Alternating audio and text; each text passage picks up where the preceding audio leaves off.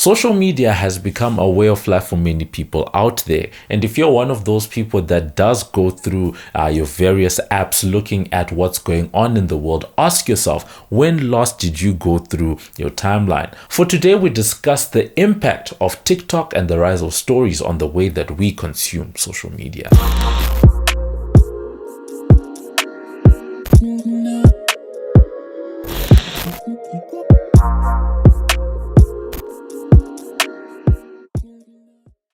Hey, what up? It's your boy MobbJustice back again with another video, and for today we are talking about the rise of short form video content online. What is its impact? How have stories, reels, TikToks and all other types of short form media done to actually affect the way that we consume video online?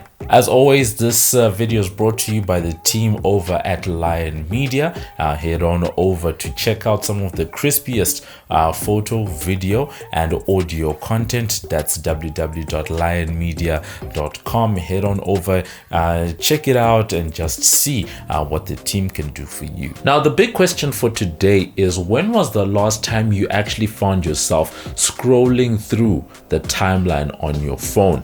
This is twofold. On the one hand, there's certain apps such as WhatsApp, Instagram, Facebook, Snapchat that offer stories, those disappearing pieces of content that usually appear at the top of the bar. I'm going to use Instagram stories for now because those have become quite popular, and for a lot of people aren't scrolling anymore because they're just looking at those stories. That short form content is really dominating people there. At the same time, we have the rise of TikTok, and I remember making a video some time back about how Instagram was copying TikTok with its Reels feature, and for now that really has become one of those things that's dominating our timeline, fed to us through the stories. Now, there's nothing inherently wrong with consuming short form video content. In fact, I spend a little bit of time each day just going through TikTok and seeing what's there.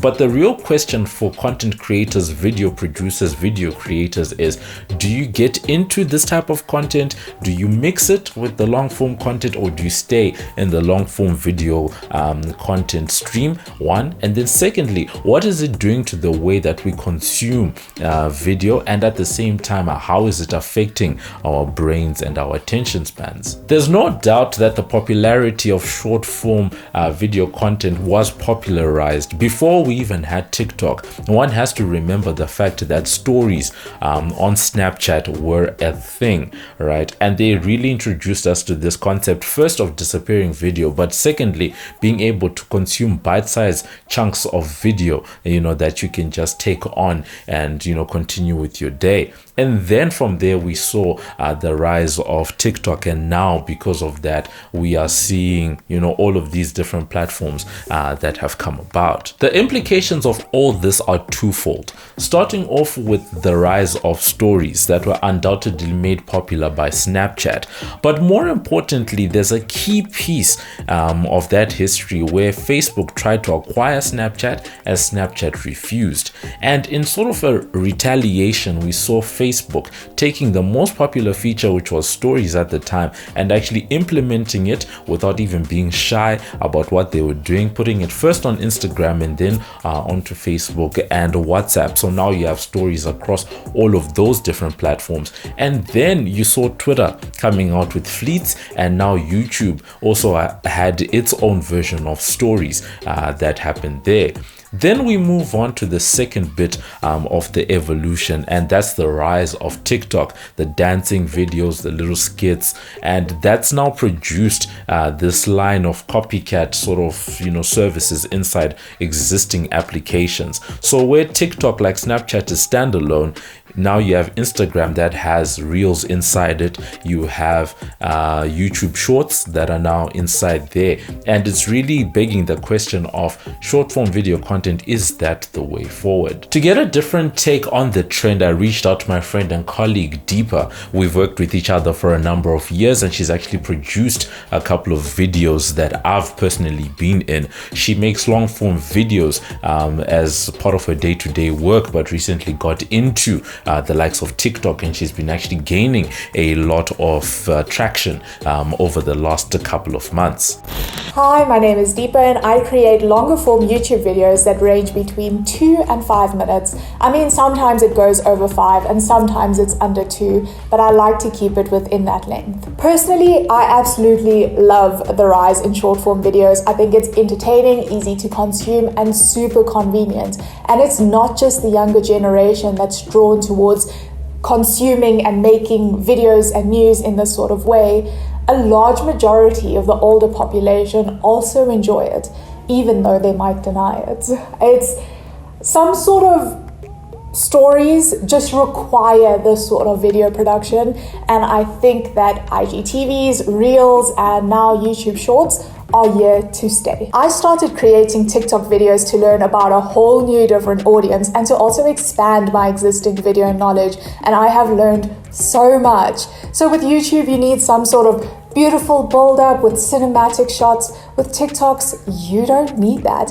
You jump straight into the crux of it and you get to the point as quick as possible. It's more conversational and punchy. There's lots of vibey music. I mean, you can add emojis into the text. You don't do that on YouTube. Well, I don't do that on YouTube. So it's changed my approach towards creating content in the way that what I always used to consider as messy content or messy videos is not seen as messy on TikTok, and that's what I love. The videos that I usually don't end up using for YouTube, I end up using for TikTok, and it's been amazing. There's lots of fast transitions and punchy. Getting to the point as fast as possible is what I've learned about TikTok. Usually I like to build up towards it, and I found that people get bored on TikTok. So yes, it's changed my approach in so many different ways, but the main way was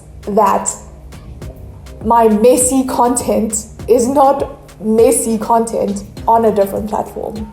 Thank you so much to Deepa for sharing some of those insights with us. I'm sure she's not the only filmmaker or videographer that is out there, making some of these changes and learning a new way of, telling stories through video. As always, we have to look at the implications from a business point of view. And the first one to think about is the fact that before the COVID-19 came into effect last year, I'm sitting in South Africa at the moment, and some of the research that was coming out at the beginning of 2020 was that TikTok was now growing at a faster rate in terms of the amount of advertising spend that was going to be allocated towards it, and it was set to overtake the likes of Google and Facebook on the digital advertising front. So as an advertiser thinking about making that short form video content that fits nicely into the type of timeline that is available on TikTok. And once again, that begs the question, would you rather invest in creating short form video content for the likes of platforms like TikTok where you get billions of views, or do you still invest in polished ads, the big budget productions that we see all over the place?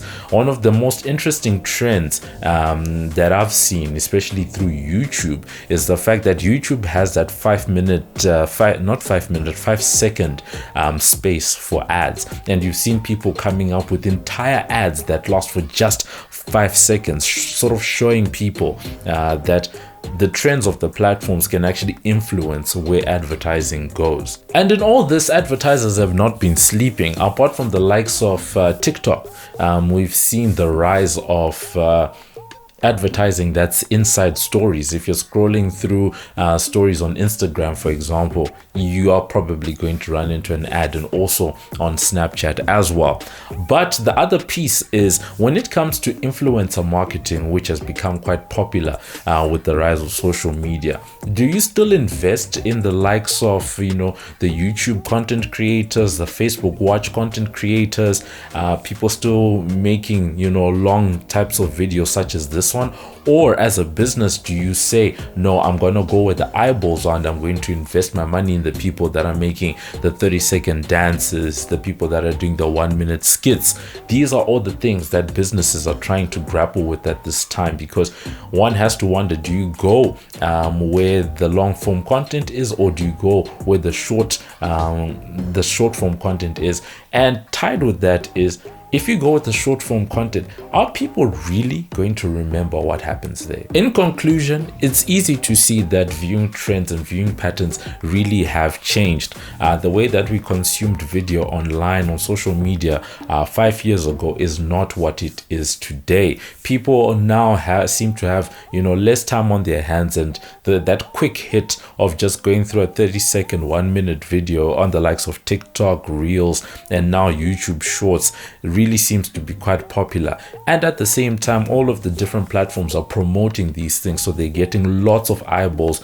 You can easily get thousands if not millions of views and go viral on any one of these new platforms that's been created. So as content creators, these are the things that people have to wonder about, and that also feeds into the polished thing I spoke about earlier on. As content creators outside of the ad people, right, do you invest time and energy in creating polished content, or do you just whip out your phone and just create something and it just goes on TikTok? These are the things that people are grappling with in the community, because some say that it's more authentic, if you just pull out your device, open your camera, do something, post, and automatically you've reduced on costs, you've reduced on time, you've reduced on production value, but you will get that hit, that endorphin hit when lots of people watch this thing. Perhaps the most ironic thing about the trend of short form video is that it comes at a time when the biggest blockbuster films and movies, the likes of MCU, Marvel Cinematic Universe movies such as Avengers, are pushing over that 2-hour mark. The likes of Justice League, the Snyder Cut, that is a 4-hour movie. The Irishman, which was on Netflix back in 2019, that's another 4-hour movie. Very popular movies that have been watched millions of times. And at the same time, if you do sit and go through TikTok, a normal TikTok session, you find yourself easily sitting through 15, 20, 30 minutes just going through all of these videos. So I guess the irony is that as much as there is a rise in short form video content, the amount of time that people are spending in front of their devices seems to either have stayed the same or is growing, because people don't fully realize that how much time is elapsing when you think about it. Actually, this is something that I've noticed about the way that TikTok is designed. There is no time indicator when you are on TikTok, at least not on iOS. If you're going through TikTok videos, you can't see the time at the top. And I'm not, I don't shy away from conspiracy theories, but I wouldn't be surprised if that was done deliberately so that people don't fully realize just how much time has gone by whilst they're watching something. To end things off, I do think that long form video is not dead. It still has its place. It's just that it occupies a different place. Nothing wrong with short form video, but I do think people do need to be aware about how and what they're consuming online. Otherwise, if you are there on your phone, if you've been a fan of TikTok, Reels, YouTube Shorts, let us know in the comments. What do you think of these trends? Do you think short form video has sort of knocked out longer form? Do you think people like that raw video that's coming out of people's phones? Is there still a place for that more polished content? Let us know in the comments, and I'll catch you guys in the next video. This is Muffs Too Much, and you're watching MobbJustice TV. Like us on Facebook, follow us on Instagram, follow us on Twitter. We're there on YouTube. Thank you for watching our video. Subscribe. Thank you.